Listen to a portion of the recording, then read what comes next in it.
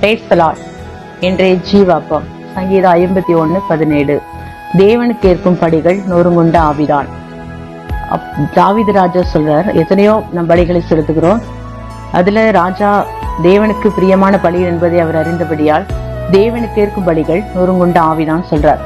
போதன பலிகளை செலுத்துகிறோம், சோதர பலி செலுத்துகிறோம், எல்லாவற்றிலும் மேலாக தேவனுக்கு ஏற்கும் பலிகள் என்று சொல்லப்பட்டிருக்கிறது. தேவனே, அப்பதான் அவர் சொல்றாரு, தேவனே நொறுங்குண்டதும் நறுங்குண்டதுமான இருதயத்தை நீ புறக்கணியீர் அப்படின்னு சொல்றார். அவர் அறிக்கையிடுறார். அவரிடத்தில் நம்ம நறுங்குண்டு போகும்போது அவர் நம்ம இருதயத்தை புறக்கணிக்க மாட்டேன் என்று சொல்லி தேவனை நோக்கி கூப்பிடுகிறார். அதே போலதான் யோவான் 4:23 சொல்லப்பட்டு இருக்கிறது, உண்மையாய் தொழுது கொள்ளுகிறவர்கள் பிதாவை ஆவியோடு உண்மையோடு தொழுது கொள்ளும் காலம் வரும், அது இப்பொழுதே வந்திருக்கிறது.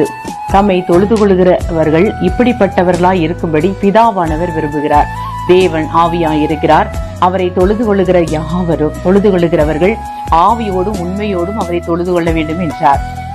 அப்போ ஆவியோடு தொழுது கொள்ளும் காலம் வருகிறது என்று யோவான் சொல்றார். அப்போ உண்மையா அவரை தொழுது கொள்ளும் காலம் வருதுன்னு சொல்லி, அப்போ அந்த நேரத்தில் என்ன செய்யறாங்க, உண்மையா தொழுது கொள்ளும் போது நம்ம ஆவியோடு தொழுது கொள்ள வேண்டும் என்று கர்த்தரே சொல்லுகிறார். அதை அறிந்ததுனாலதான் தாவீது ராஜா சொல்றாரு, தேவனுக்கு ஏற்கும் படிகள் நொறுங்குண்ட ஆவிதான் என்று சொல்லி தேவனை நோக்கி கூப்பிடுகிறார். அது மட்டுமில்ல, ஏசாயா 66:2 சொல்லப்பட்டிருக்கிறது, ஆனாலும் சிறுமைப்பட்டு ஆவியில் நொறுங்குண்டு என் வசனத்துக்கு நடுங்குகிறவனையே நோக்கி பார்ப்பேன். அவர் சிறுமைப்பட்டு ஆவியிலே நொறுங்குண்டு சொல்லப்பட்டிருக்கு. இதுலயும் நம்ம சொல்ல வேண்டப்பட்டிருக்குன்னா, ஆவியிலே நொறுங்குண்டு நம் வசனத்தை நடுங்கும் போது நான் அவர் என்ன செய்வேன், நோக்கி பார்ப்பேன் என்று கர்த்தர் சொல்லுகிறார். சங்கீதம் 34:18, நொறுங்குண்ட இருதயம் உள்ளவருக்கு கர்த்தர் சமீபமா இருந்து நறுங்குண்ட ஆவி உள்ளவர்கள் ரட்சிக்கிறார். அப்போ தாவீது சொல்றார், தாவீது ராஜா எழுதப்பட்டிருக்கிறது, நொறுங்குண்ட இருதயம் உள்ளவர்களுக்கு கர்த்தர் சமீபமாய் வந்துருவாராம். அப்போ நொறுங்குண்டு நம்ம ஒரு காரியத்தில் நம்ம நொறுங்குண்டு ஜெபிக்கும் போது கர்த்தர் என்ன செய்யறாராம், ஆவியுள்ளவர்களை கர்த்தர் சமீபமாய் வருது மட்டுமல்ல, நம்மளை அவனை செய்யறாராம், விடுவிக்கிற தேவனாய் இருக்கிறார். நறுங்குண்டு ஆவியுள்ளவர்களை அவர் ரட்சிக்கிறார் இப்படி என்று சொல்லப்பட்டு இருக்கிறது. அதுபோல நாமளும் இந்த நாளில் ஜெபிப்போம். எங்களை அதிகமா நேசிக்கிற அன்பின் பரலோக தகப்பனே, நன்றி செலுத்துகிறப்பா.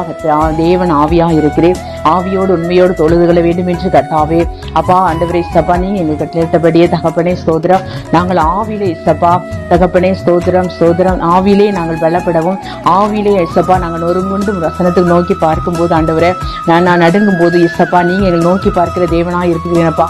எங்கள் ஆவியில் நாங்கள் சிறுமைப்படும் போது ஆண்டவரே, நாங்கள் ஆவியில் நொறுங்குள்ளும் போது ஆண்டவரே ஏசப்பா நீ எங்களை நோக்கி பார்க்கிற தேவனாக இருக்கிறீர் ஆண்டவரே. நாங்கள் அப்படியா ஜெபிக்க எங்களுக்கு கற்றுக் கொடுக்கும்படியா ஜெபிக்கிறப்பா ஆண்டவரே. உங்களுக்கு ஏற்றும் வழிகளை நாங்கள் அறிந்து கொண்டோம் ஆண்டவரே. ஏசப்பா அது நொறுங்குண்டதுமான ஆவி என்று சொல்லப்பட்டிருக்கப்பா. நாங்கள் எங்களுடைய காரியத்தில், எங்களுடைய தேவைகளில், எங்களுடைய இக்கண்ணில், எங்களுடைய நெருக்கத்தில் ஆண்டவரே நாங்கள் நொறுங்குண்டு உண்மை நோக்கி பார்க்க ஏசப்பா, ஆவியோடு நாங்கள் உண்மை தேட ஏசப்பா, ஆவியோடு உண்மை தொழுது கொள்ள ஏசப்பா நீங்க உதவி செய்யும்படியா ஜெபிக்கிறோம். அது மட்டுமல்ல ஏசப்பா, நொறுங்குண்டு இருதயம் உள்ளவருக்கு நீ சமீபமாய் வருகிற தேவனாய் இருக்கிறீர் ஆண்டவரே.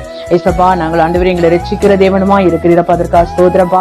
மட்டுமல்ல ஏசப்பா மத்தேயு ஆண்டவரே 5:3 சொல்லப்பட்டது போல ஏசப்பா, ஆவியில் எளிமை உள்ளவர்கள் பாக்கியவான்கள் பரலோக ராஜ்யம் அவர்களுடைய என்று சொல்லப்பட்டிருக்கிறப்பா.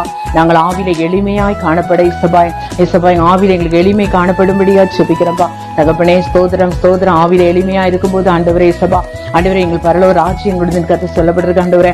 அப்பா நீங்க சொன்ன அந்த ஓமையின்படியே ராஜா தகப்பனே ஸ்தோத்திரம், நாங்களும் அதை அறிந்து கொண்டு ஏசப்பா அந்தவர்களாய் ஸ்தோத்திரம் அதை கை கொண்டு நடக்க ஏசப்பா எங்களுக்கு நம்மள உதவி செய்யும்படியா ஜெபிக்கிறப்பா. அநேகரை அறிந்து கொள்ள கிருபை செய்யுங்கப்பா. வழிகளில் ஒன்று ஆண்டவரே ஏசப்பா அது நொறுங்குண்ட ஆவி என்பதை நாங்கள் ஆண்டவரை கண்டுகொண்டப்பா.